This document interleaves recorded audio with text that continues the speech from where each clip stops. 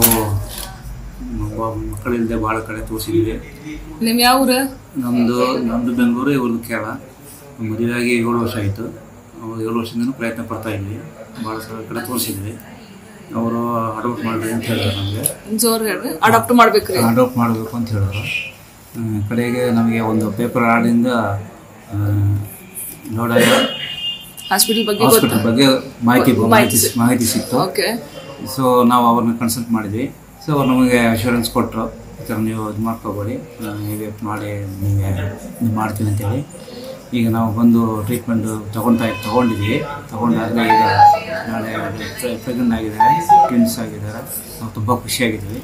So ಇದೇ ಥರ ಯಾರಾದರೂ ಮಕ್ಕಳಿಂದಿರೋರು ಭಾಳ ದಿನದ ಬೇರೆ ಕಡೆ ತೋರಿಸಿ ಅವರು ಫೇಲ್ ಆಗಿದ್ದರೆ ಇಂಥ ಡಾಕ್ಟ್ರನ್ನ ಭೇಟಿಯಾಗಿ ಸುನೀತಾ ಲೋಡಾಯ ಇಂಥ ಡಾಕ್ಟ್ರು ಅವರು ಹಾವೇರಿ ಆಗೈತಿ ಮೇನ್ ಹಾಸ್ಪಿಟ್ಲು, ರಾಣಿಬೆನ್ನೂರಲ್ಲಿ ಹಲಗೇರಿ ರೋಡ್ ಹತ್ರ ಅವ್ರದ್ದು ಹಾಸ್ಪಿಟಲ್ ಇದೆ.